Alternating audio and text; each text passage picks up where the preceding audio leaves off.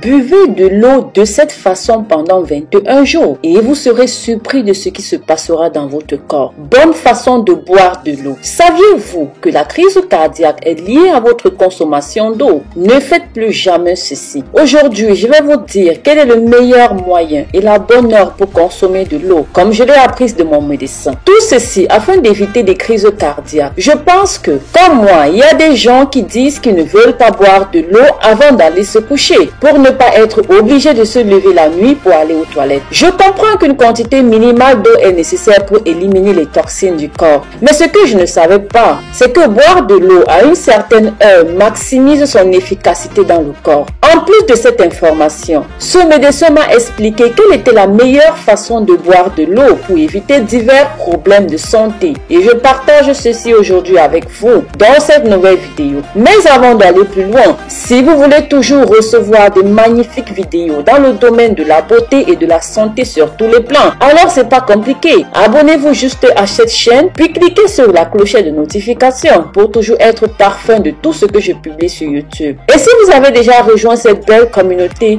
alors je vous en remercie infiniment. N'hésitez pas à me faire un petit coucou dans les commentaires en mentionnant le pays depuis lequel vous me soutenez et m'accompagnez pour que je vous remercie personnellement et pour que j'ai une petite idée de la diversité qui m'accompagne et m'encourage. Bien. J'ai demandé à mon cardiologue pourquoi les gens doivent tant uriner la nuit. Sa réponse était: quand vous êtes debout ou assis, la force de gravité retient de l'eau dans la partie inférieure de votre corps. C'est la raison pour laquelle les jambes peuvent parfois enfler. Quand vous êtes couché, la partie inférieure de votre corps cherche un équilibre avec les reins. Alors, les reins éliminent l'eau ensemble avec les déchets parce qu'à ce moment-là, c'est plus facile. L'eau est essentielle pour éliminer les déchets de votre corps. J'ai demandé au cardiologue quel moment est le plus favorable pour boire de l'eau. Il m'a répondu ceci: boire de l'eau à des moments bien définis maximise son efficacité dans le corps. 2 verres d'eau juste après le réveil active les organes internes. 1 verre d'eau 30 minutes avant chaque repas améliore la digestion. 1 verre d'eau avant de prendre un bain ou alors une douche diminue la tension artérielle. 1 verre d'eau avant de vous coucher évite un accident vasculaire cérébral ou cardiaque. Boire de l'eau avant de vous coucher évite d'avoir des crampes dans les jambes pendant la nuit. Parce que vous devez savoir que les muscles de vos jambes attrapent les crampes lorsqu'ils sont à la recherche d'eau et d'humidité. Si vous buvez un verre d'eau avant d'aller au lit, cela empêchera beaucoup de choses. Mes amours, je vous invite à partager ceci pour que ça touche un maximum de personnes. Ça peut grandement sauver des vies. Au lieu de partager des informations inutiles,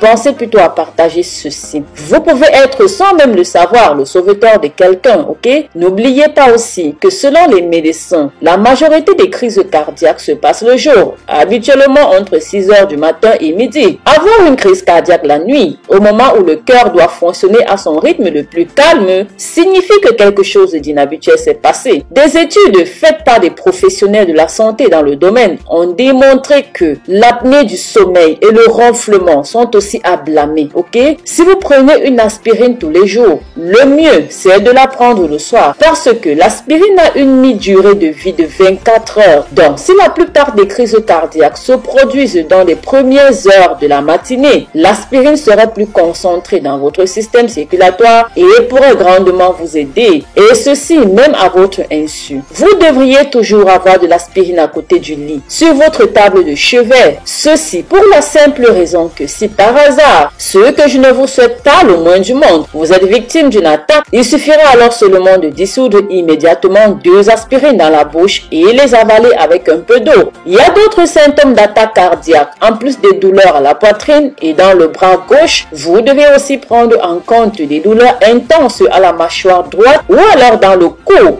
ainsi que des nausées et parfois beaucoup de transpiration. Mais ces symptômes peuvent aussi arriver fréquemment et parfois pas tous au même moment. Mes amours, je vous recommande de regarder cette vidéo jusqu'au bout. Ici, je vais vous présenter tous les symptômes qui devraient vous alerter. La plupart des gens, environ 60% des personnes qui ont une crise cardiaque pendant leur sommeil, ils ne se sont pas réveillés. Cependant, si cela se produit avec une douleur dans la poitrine, cela peut vous réveiller même si vous dormiez d'un sommeil profond. Si cela vous arrive, n'hésitez pas à appeler un voisin voisin ou un membre de la famille qui est à proximité. Prévenez aussi les secours pour savoir quelle est la procédure à suivre. Ensuite, ayez le réflexe d'ouvrir la porte d'entrée, de vous asseoir sur une chaise près de la porte d'entrée, puis attendez qu'ils viennent à votre aide. Mais s'il vous plaît, ne vous allongez pas, ça pourrait causer votre perte. Partagez ceci mes amours, partagez pour que ça touche un maximum de personnes. Ceci est simplement susceptible de sauver une vie. Maintenant, je vais vous donner quelques conseils pour diminuer les risques d'attaque. Vous pouvez réduire vos risques de subir une crise cardiaque ou alors une attaque cérébrale en étant actif ou en faisant de l'exercice tous les jours. Par exemple, une promenade de 30 minutes quotidienne peut aider à diminuer les risques. D'autres mesures que vous pouvez prendre, pour réduire les risques sont de surveiller votre alimentation. Combien et comment vous mangez, cela peut vous aider à réduire et à surveiller votre poids. Si vous êtes obèse ou alors si vous êtes en surpoids, il ne faut pas fumer des cigarettes. Vous devez chasser cette mauvaise habitude-là. Si vous n'y arrivez pas, parlez-en à votre médecin pour qu'il puisse vous faire prendre en charge. Pareil en cas de cholestérol, contrôlez correctement votre glycémie. Cela peut diminuer les risques d'avoir une crise cardiaque. Donc soyez très alerte aux médicaments que vous prenez. Sachez aussi que certains médicaments que vous prenez contre le diabète peuvent travailler mieux que d'autres, pour réduire les risques de crise cardiaque. Donc soyez en alerte aux médicaments que vous consommez. Bien voilà mes amours, j'espère que j'ai pu vous apporter quelque chose de positif, quelque chose de fructueux, N'hésitez pas dans les commentaires à partager vos expériences. Surtout, n'hésite pas à me dire le pays depuis lequel tu me soutiens et m'accompagnes. Partagez avec moi vos expériences. Est-ce que vous connaissez des personnes qui ont eu des crises cardiaques autour de vous? Prenez grand soin de vous mes amours. D'ici là, sachez que je vous porte dans mon cœur. Bisous, bisous.